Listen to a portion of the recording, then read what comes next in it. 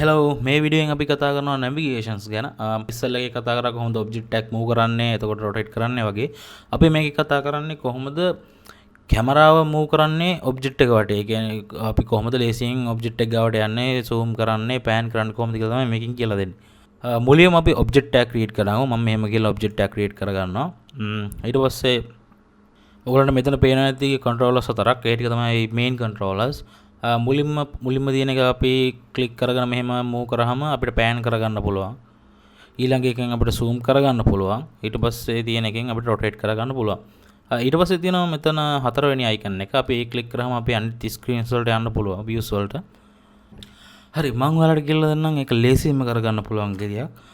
Keyboard එකේ අංක 1 press කරගෙන mouse එකේ left click කරාම ඔයගලන්ට pan කරගන්න පුළුවන්. ඒ වගේම අංක 2 click කරාම zoom කරගන්න පුළුවන්.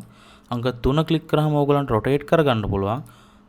ඊට පස්සේ mouse එකේ middle button එක ක්ලික් කරාම ඔයගලන්ට views අතර මාරු වෙන්න පුළුවන්. අපිට top view එක front view එක ඕන විදිහට එකම menu එක තමයි තියෙන්නේ හැම එකම. අපිට ඕන විදිහට අපිට වෙනස් කරගන්න පුළුවන්. cameras අපිට ඕන මේකටත් perspective එක දාගන්න පුළුවන්. ඒ වගේ අපිට කැමති විදිහට මේක වෙනස් කරගන්න පුළුවන්. customize කරගන්න පුළුවන්. හරි, මේක ගොඩක් වැදගත් එකක්. අපි ලොකු ප්‍රොජෙක්ට් එකක් කරද්දී සාමාන්‍ය සිටිය එකක කරද්දී එහා කොන ඉඳන් මෙහා කොනට යන්න ගියාම පට්ට කරදරයි. අපිට නිකන් මෙහෙම zoom කර මෙහෙම යන්න ගියාම ඒක අපි ඒක ලේසියෙන් කරගන්නේ.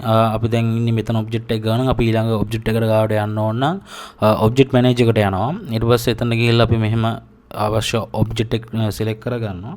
ඊට පස්සේ ගිහිල්ලා කීබෝඩ් එකේ ඕවර් ප්‍රෙස් කරපුව ගමන් අපි අවශ්‍ය මොඩල් එක ගාවට යනවා. ඊපස්සේ ආයෙ අපිට අනිත් මොඩල් එක ගාවට යනවා නම් ආයෙ ඕවර් ප්‍රෙස් කරනවා අර විදිහටම සිලෙක්ට් කරලා.